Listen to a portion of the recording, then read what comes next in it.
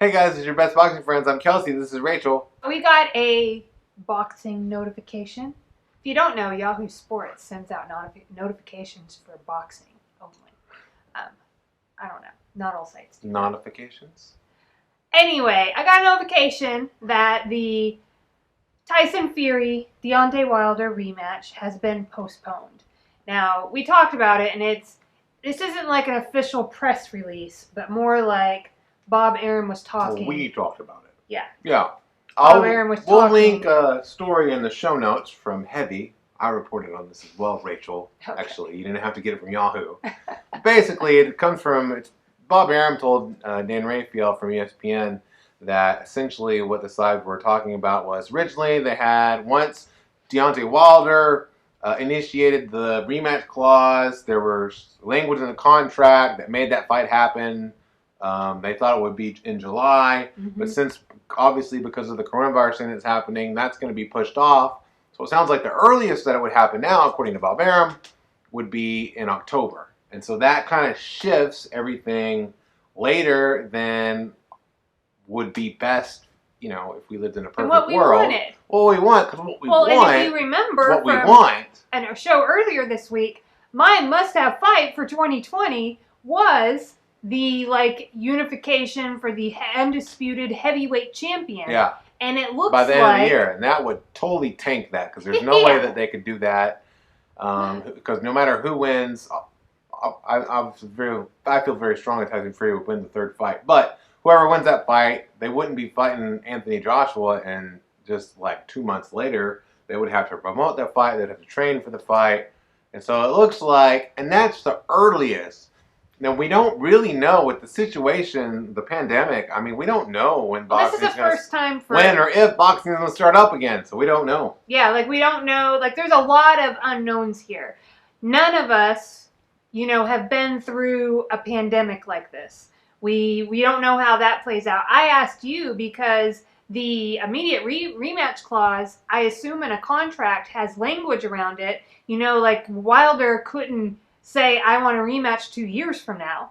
He can't just bust out with I want a rematch whenever he wants. He had a certain time frame, and I thought it was, I don't know. He has to declare it. I declare a rematch! No. So I was like, well, this is postponed. Does Tyson Fury even have to rematch Wilder now? Maybe. Probably. I mean, would he probably? I think so. He beat him pretty soundly in the second fight. Now, if this would have been following up the first, I don't know.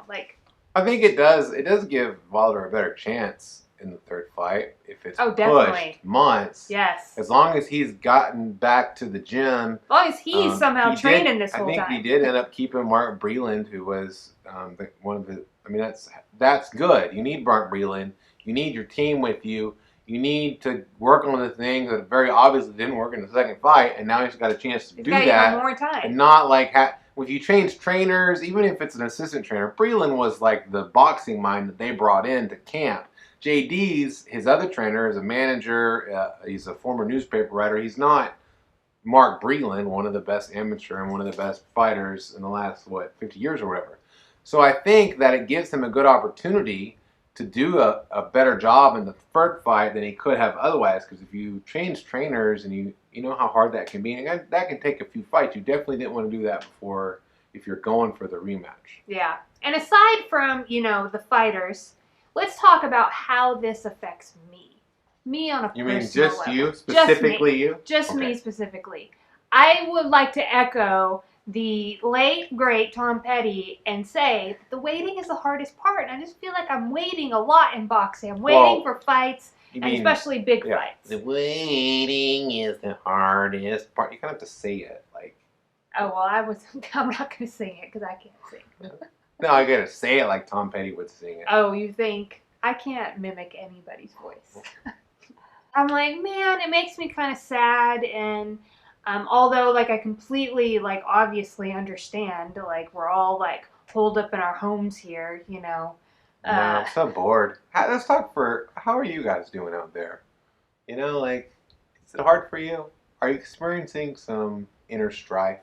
I know that for me and Rachel, I can speak for myself. Like what I've tried to do in this difficult time is just kind of be where I'm at, which is at home.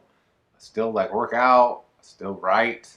You know, it's been harder to write about combat sports for a couple of different reasons. What's harder to like get the motivation and productivity when you have an overriding stressful situation going on. Mm-hmm. So none of us have been through a pandemic before, but I would say most of us have been through something like a hurricane, a tornado, things like this. And when those things happen, sometimes your life gets put on hold. Yeah.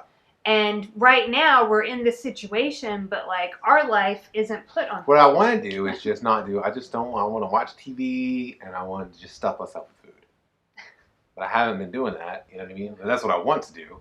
I just want to like spend time with like my family, like just like do stuff like with my family all the time. Yeah. Which includes the puppers. Includes our 2 puppers. And that's it. So if you're in our extended family and you think we're talking about you, we're not. Yeah. So how is social distancing, isolation, quarantining? Yeah. How is all this going for you guys? Yeah. If you need a place to vent, tell us. We'll tell you about our stuff too, and we'll say it like this. Okay. Thanks for watching, guys.